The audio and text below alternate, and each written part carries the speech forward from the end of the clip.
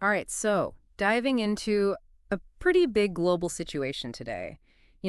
Especially for those of you gearing up for UPSC exams, keeping tabs on current affairs is critical, and this is definitely up there. I'm talking about Trump hitting U.S. imports with tariffs from places like Canada, China, EU, and the global reactions are all over the map. So we're doing a deep dive, going beyond the headlines to give you a solid grasp on this. Couldn't agree more. We'll unpack exactly why Trump's making these tariff moves. We'll look at how the world is reacting, some fighting back with their own tariffs, others kind of holding their breath, and then super importantly, what this all might mean for India. It's more than just surface stuff. There are economic and strategic forces at play here, and we've got this great print article digging into all the ins and outs of Trump's trade policies and the ripple effects. Perfect. So let's jump right in. What's the foundation of Trump's argument here? What's he saying to justify these tariffs? Well, the article lays out a few key points that form his rationale. First off, it's the whole world's taking advantage of America claim. The idea is that the U.S. buys way less from other countries than it sells to them, creating this huge trade imbalance. And the numbers definitely support that.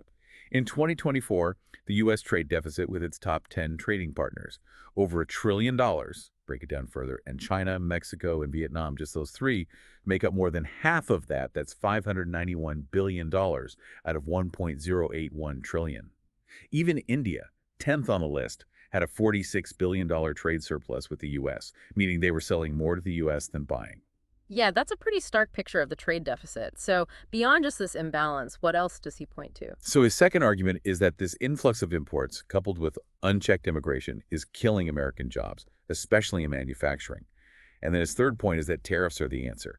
They'll make foreign goods more expensive, less appealing to U.S. consumers, and bring those jobs and manufacturing back to America. So the article presents those big trade deficit numbers you mentioned, but it also seems to question whether tariffs are the right approach. Exactly. Trump's first premise about trade imbalances, that seems statistically sound, but the article dives right into whether tariffs are the most effective or even the appropriate way to deal with it. And this is where it gets really interesting. Why is a large trade deficit a problem, economically speaking?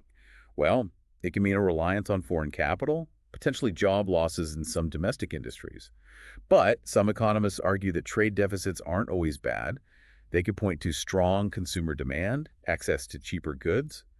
The article touches on that complexity. Let's talk about China, always a big part of these trade conversations. The article seems to put them right at the center of things. Absolutely.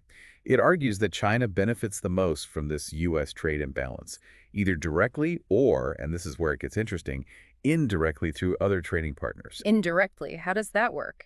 All right, this is where it gets insightful, and this is key for understanding the bigger picture. The article uses some great examples. Let's take Mexico. In 2024, a $172 billion trade surplus with the U.S. seems to fit Trump's narrative. But then you look at Mexico's trade with China, and they have a big deficit, $89 billion in 2023. The idea is China sends tons of goods to Mexico, maybe some value gets added, and then they're shipped to the U.S. So part of Mexico's surplus with the U.S. is, in effect, China's surplus, just flowing through Mexico. See something similar with Vietnam. $124 billion surplus with the U.S., $50 billion deficit with China. Same with Germany. $85 billion surplus with the U.S., $60 billion deficit with China.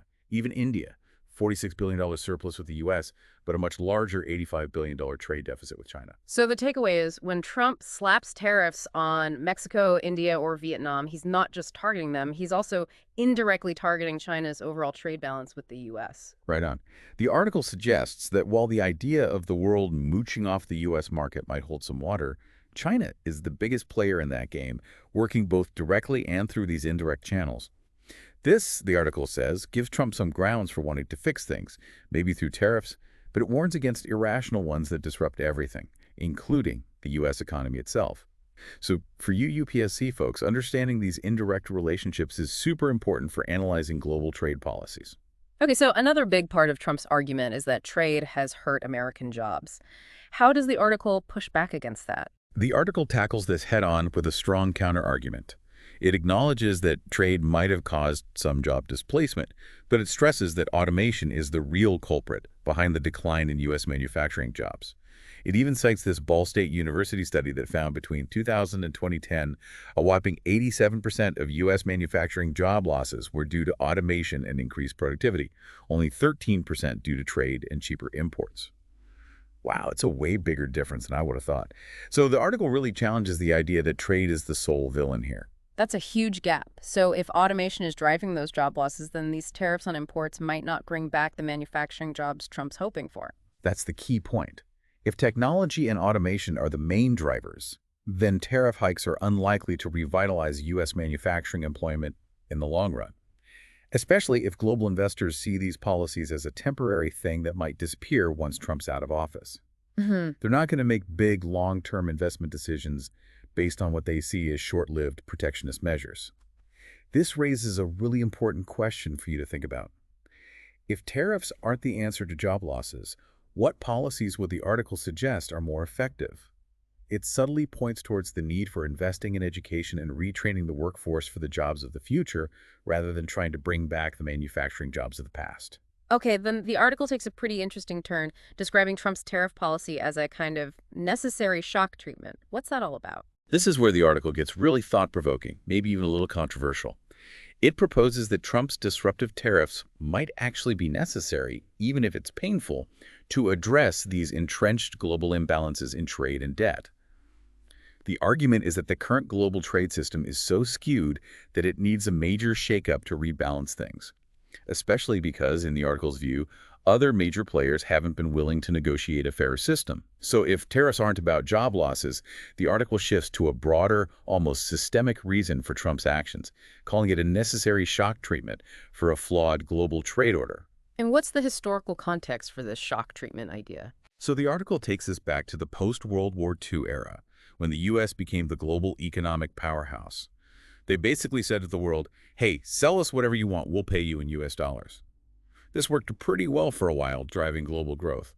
But the turning point, according to the article, was around 1975, when the U.S. reported its first trade deficit. And from then on, this pattern of importing more than exporting has continued for, almost 50 years? Countries like Japan, the Asian tigers, and then, of course, China became big exporters to the U.S. without buying nearly as much in return. It's important to note, as the article does, that the U.S. does have a surplus in services trade, but the focus here is mainly on goods. So this long-term trend has created an imbalance that the article sees as unsustainable. Right. Over the last 25 years or so, this arrangement, while initially beneficial in some ways, has arguably become a bit of a deal with the devil. The U.S. kept borrowing more and more in U.S. dollars to buy all these foreign goods, while the rest of the world kept accumulating those dollars to keep selling to America. Now, the U.S. national debt is over $36 trillion, and it's still climbing fast. The world's holding tons of U.S. dollars, but the article suggests there's no easy way out of this cycle, especially politically. And that's where the idea of a shock treatment through tariffs comes in. Precisely. The article says someone had to disrupt this lose-lose spiral of foreign debt financing American imports. And that's essentially what Trump's tariffs are trying to do, even if it's a bit messy and unpredictable. The U.S. basically has two options to tackle its debt: cut imports way down or devalue the dollar. But officially, devaluing the dollar is politically tough, given its status as the world's main reserve currency and a safe haven. The article even throws out this unconventional idea that these mindless tariffs, as some might call them, could actually lead to a kind of dollar depreciation that more direct, politically acceptable methods can't achieve. It's a really different way of looking at the potential, even if unintended, consequences of these policies. Okay, that definitely gives me a new perspective. Now let's turn to India. The article talks about India's position in all of this and suggests a specific strategy. Right. The article contrasts the retaliatory actions of Canada and the EU with the more, shall we say, restrained approach of Australia and India. While Australian Prime Minister Albanese reportedly called Trump's tariffs unjustified, he also said Australia wouldn't retaliate with their own tariffs. Similarly, India's taken steps that seem to appease the U.S., like cutting tariffs on some goods and actively pursuing a broader trade deal that would aim to lower tariffs across the board. And the article recommends India should follow Australia's lead, go for a deal instead of a trade war. Absolutely. It strongly advocates for India to prioritize a comprehensive trade agreement with the U.S. over tit-for-tat tariffs. The reasoning is pretty insightful and directly relevant to India's economic interests. What would happen to Indian exports if these U.S. tariffs stay in place? The article projects a potential drop in Indian exports to the U.S., maybe $10 to $20 billion. But it also makes this crucial point about the Indian rupee weakening against the dollar. A rupee trading at around 90 to the dollar could really soften the blow of, say, a 10 to 15% tariff hike by the U.S. But the article also points out something crucial about the India-US economic relationship that goes beyond just physical goods, right? Yes, this is often overlooked when we only talk about merchandise trade. India has a huge surplus in services exports, especially in software and IT. From April to December 2024 alone, India's total services export surplus was over $131 billion globally. Projections say it'll be even higher for the full financial year, and the U.S. is the biggest contributor to this surplus. This strong services surplus helps keep India's overall current account deficit in check, especially given India's merchandise trade deficits with most of its other major trading partners. So for you trying to understand India's economic strengths, this services surplus is a key piece of the puzzle. So strategically, India should leverage this strength in services when dealing with the U.S. on trade. Exactly. The article argues that both the U.S. and India are in a similar boat, with many of their trading partners exporting more to them than they import. India's merchandise trade deficits with various countries are balanced by its merchandise trade surplus and, crucially, its big services trade surplus with the U.S. So it makes much more sense for India to strengthen its economic ties with the U.S. by focusing on this mutually beneficial services trade, which helps the tech sectors in both countries and maybe even easing trade restrictions on some American goods. There might be some short-term pain on the merchandise side due to U.S. tariffs, but the long-term gains from a stronger overall economic relationship, especially in the booming services sector, are likely to outweigh those initial drawbacks. The article also brings up a really interesting possibility about Chinese investment in India if India lowers its tariffs. Can you expand on that? Yeah, the article suggests that if India opens up its trade policy more, maybe lowers some of its own tariffs, it could attract more Chinese investment specifically aimed at exporting goods to the U.S., especially if those goods face higher tariffs coming directly from China. China's already done this successfully in Mexico and Vietnam. Right now, Chinese investment in India is pretty low compared to other countries, partly due to India's legitimate security concerns and some historical mistrust, but also because China might not want to see India's manufacturing sector become a major competitor in global export markets. However, this Trump disruption and the potential shifts in global supply chains could change things up, creating new opportunities for India. So the article is cautiously optimistic about India's prospects amidst these global trade shifts. That's the main takeaway. It suggests that the Trump disruption, while presenting some immediate challenges, could actually be a net positive for India if it plays its cards right. Following Australia's lead and going for a comprehensive trade deal with the U.S. instead of retaliatory tariffs is presented as the smarter and ultimately more beneficial path. So what are the key insights we should take away from this deep dive into Trump's tariffs and the global responses? To sum it up, the article highlights that Trump's tariffs are a complex issue. His worries about big trade imbalances, especially with China, are valid, but using tariffs as the main tool to fix them is debatable. China's role in global trade imbalances is clear, both directly and indirectly through its trading partners. It's also important to remember the evidence that automation has had a far bigger impact on U.S. manufacturing job losses than international trade. And for India, the best strategy seems to be focusing on its strong and growing services trade with the U.S. and going for a comprehensive trade deal instead of retaliatory tariffs. For all of you preparing for UPSC exams, especially the mains with its focus on current affairs and analytical thinking, this deep dive should give you a deeper understanding of this crucial global economic issue. It shows how interconnected international trade is, the challenges of making effective policies, and the key strategic considerations for a major, rapidly growing economy like India. Even for the prelims, grasping these dynamics and the players involved will be valuable.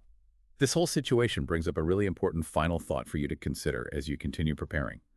Global supply chains are so intertwined, and if U.S. trade policy shifts significantly and for the long term, how might that reshape the economic strategies of other big players globally, even those not directly targeted by these tariffs?